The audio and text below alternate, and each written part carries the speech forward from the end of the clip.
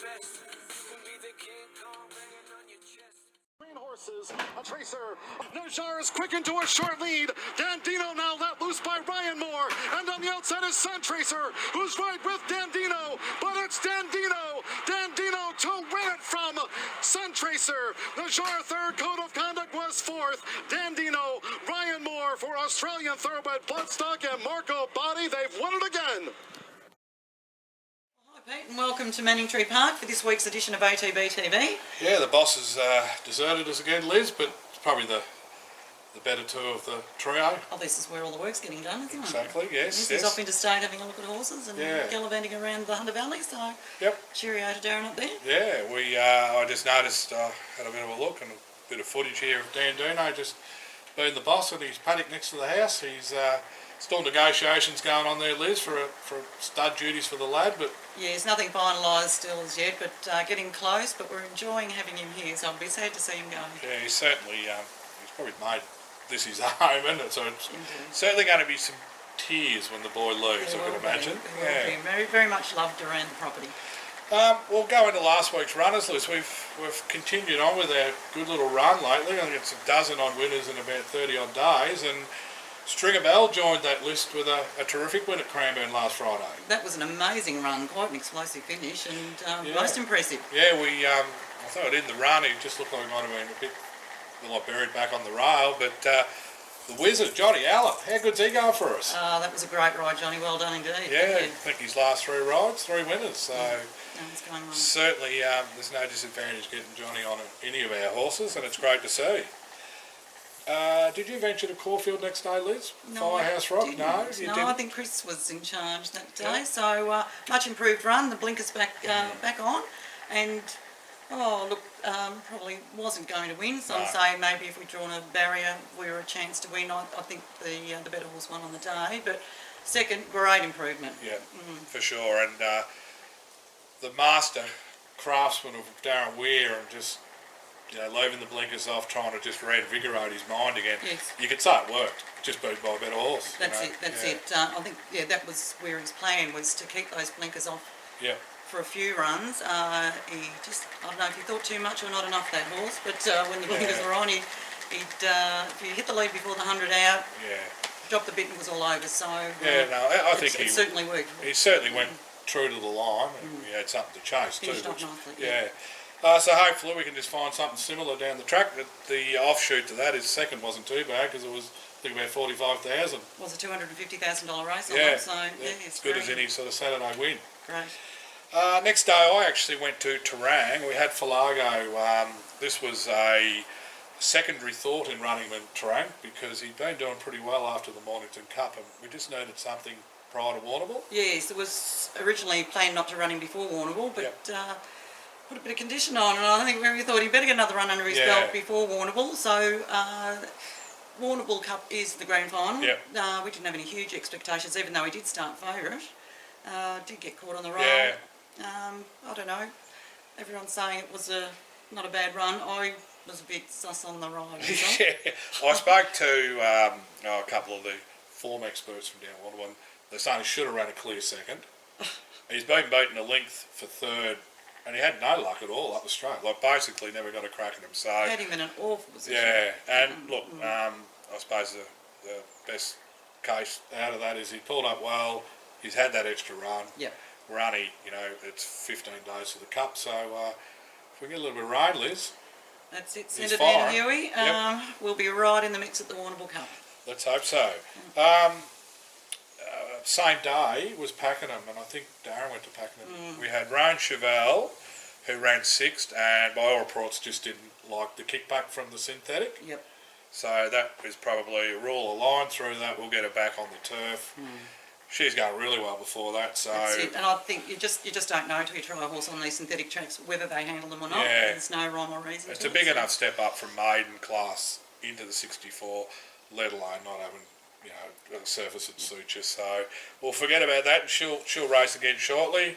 Arizona Girl, a much improved effort to run second, and she was just beaten by a better horse. Again, just beaten by something better. Great run, and full credit to her. So similarly, she'll probably be looking for a similar race, and hopefully we can get a win out of her. as we sit here, Liz, it's Wednesday. Don't shut the black book. Oh, sorry. I was finished. The black book. For all the bloody bits and pieces Darren bloody hangs on me about this black book, it serves me well. And you now. I'm winging it down to your black book. Right, sitting today. here, yeah, I'm heading down to Sandown. Off to Sandown to see your horse. Yeah, a little one I've got a hair out of its tail in, and my 20-odd mates. Coming off a Bendigo win, and a very excited crowd I saw at Bendigo. I think half of them are going again today. So oh, look out! An extra bar staff required again today. If we'll take over Sandown, and the Melbourne Racing Club better be prepared if he does put his best foot forward. Better ring ahead and tell them you're coming. Look, all things said and done, he goes from a maiden to a benchmark 70, albeit in 3-year-old class. The first positive is drawn barrier 2. He's only seen the outside of the fence in his first 4 runs. So, Weary did say yesterday he would have been a lot more confident if it was 1800 or 2000, because he's actually looking for that trip. But in saying that, Sandown's a big track, long straight. That's right. He's not going to have to do half the work he's done in his first 4 runs. So, I'm sort of thinking that. Top 5 I reckon would be a pass mark. Top 3 would be great, and that would be ideal going forward. If he wins, we just don't come home. Good on Tomorrow, I should say Thursday, is Pakenham, and you'll go down and watch. Tomorrow night? Yeah, my Shiny choice. Yes, another one coming off a last start win. Yep. Got to be a chance. Barry won. Yeah, it's we just said it's always hard to back up from a maiden win and put 2 in a row, but horses in form, so... The other query again, and we just mentioned before, is a synthetic, never been on it, but Robbie Griffiths does work his horses on that type of surface a lot. That's it. Yeah. He trains down that side, he knows the track well, so... Brad Rawilla is not riding, it's Ryan Maloney. Ryan Maloney on. So Ryan's been a serviceable job for us over the years. Absolutely. So we probably go there hoping that we can see positive effort. Friday, I think we've got Drew a blank Friday, Liz, so day off. Office. Yeah, office for Friday, so that's sort of exciting. Might be raining, so it might be good to be in the office anyway. Oh, okay. The office it is. Yeah, Saturday, couple of runners. Yes. We have our dual Group 2 winning mare La Passe resuming in the Irwin at Morfordville. Yes, look, this is really just a warm-up for the Goodwood and Sangster, following in the same path as Platelet. Platelet, yes. Platelet. Don't forget Platelet. How could I forget Platelet?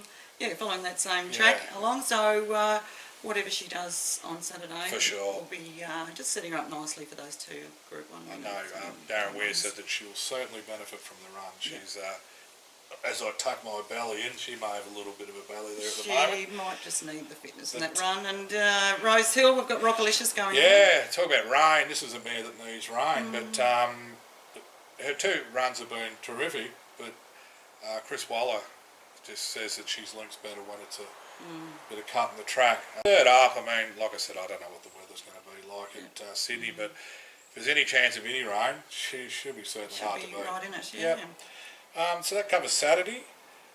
And we've just got a late noms coming up. Yeah, we're a bit early for the next bit of information. We've got lots of noms coming up, so... Probably ones that I'd probably think that will run is Skewer at Ararat. Yep. Over, I think it's a 1100 metre race, and I'm pretty sure Maddie Williams will have She's Explosive in a 1300 metre maiden, as opposed to going to the Carnival in a 1400, which would be pretty tough race. Much tougher, yeah. So those 2 at Ararat. Matthew Williams has also got the likes of Short Espresso, Royal Fantasy, Soissons, all nominated at various meetings, and a few of those are rain depending as well. He's not just going to run it for the sake of it. Yeah, I think as we discussed earlier, there's a lot of stables in the same boat with horses ready to race, expecting that the tracks would have been wet already, or at least a bit of giving them, and it's just not happening at the moment. So when I'll flash up, if there's any acceptances come through by the time we put this together, I'll put them up on the screen for everyone to have a look. We do know that on Monday we'll have Lucky on Barefoot kicking off in a 1200 metre race down the straight of Flemington. And what an old warrior this bloke's been for us. Yes, I believe this year is going to be his 5th consecutive Warrnambool Cup Carnival, so he's a marvel. He's a marvel. He's won got beaten in the nose one year. Always just provides a lot of keeps going up. excitement down at the Cup Carnival. Rising 9-year-old, Liz. He's a ripper. What's that equivalent in human years? But you're right, I suppose. 34. That's what I thought. Well, we'll take that. I'll take 34 any day. Hi guys, just to confirm runners for Monday. Obviously we touched on Lucky on barefoot. Others that are definitely running, we have Tintaglia running in the Anzac Cup over 2,500 metres with Dwayne Dunn on board. So good luck to the guys there. She's in terrific form.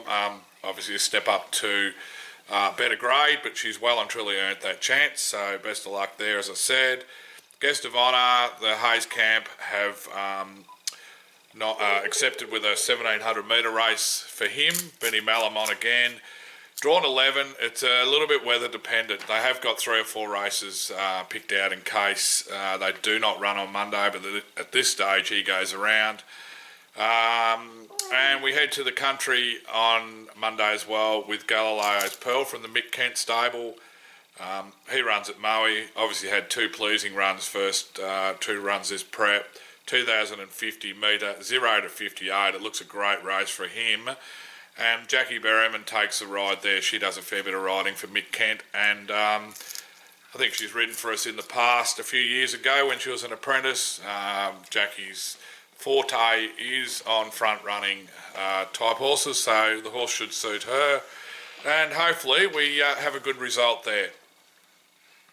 After that, there's a couple other. Misty C, who trialled really well at Terrain yesterday, will debut in a 1,100 metre 2-year-old. Our approach, possibly there at Ballarat or Kilmore, but leaning towards Ballarat, so we just forget about the Cranbourne effort after she ran well at Terrain, then we had a foot abscess, I think it was, and then she missed, and Cranbourne just didn't really suit her, so Doesn't suit a lot of I reckon we'll see an improved effort if she runs at Ballarat, the bigger track, over a mile. We'll go to South Australia. We no definites, but the battered savage, you love to call Damien. He's waiting for rain for already liking all roads. We've got 2 on hold there waiting for the rain. Also, the Last Angels come back quite quickly from a leg injury. All reports. Yeah, she's going really well. Damien's very happy with her. So. Yeah. Look, not much else, Liz. Like I said, I can flash up anything that we've missed, and hopefully a win this afternoon. Well, that'd be lovely. Might not. This production mightn't even get put together if he wins, so I mightn't get home. Have I got any leave entitlements yet? All right, I'll be back at work tomorrow by the looks. No, let's hope he just runs well. Liz, you've had a little bit of fun with some auctioning off of our trophies we've picked up over the past 12 months. As we've done previously, we've got a few more to come, but we've been auctioning off trophies to the connections of winning horses. And thank you to everybody that participated. We managed to raise $3,000 in 3 days for little Amber.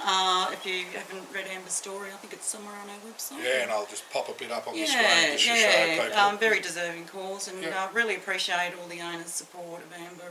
It's really making a difference to the family. Yeah, look, it works well both ways. You know, owners get an opportunity to get a trophy that they might like, and obviously Amber benefits the other way. Tidies up the office. We can walk around the office now, Liz.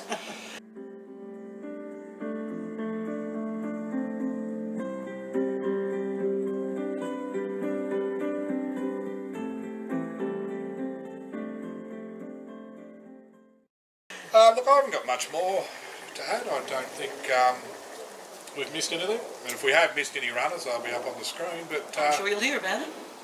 Yeah, the boss, he'll be back next week. What's he doing? Buying horses? More horses? Who'd know? Just another holiday. Doing lunch, I think. Yeah, well, it's that time, isn't it? Yeah, they should be into the second bottle by now. Yeah, well, we've nothing here. We're on a suspended. We were duly told off for doing it on the job last time you and I did ATB TV. So he just wields that whip. Oh dear. Anyway. All right, Pete. Well, thanks for coming out to do ATB TV today with me. And good luck to everyone that's going to have a horse running in the next week, and hopefully we're here talking about your winner. Absolutely. Good luck, everybody. Cheers.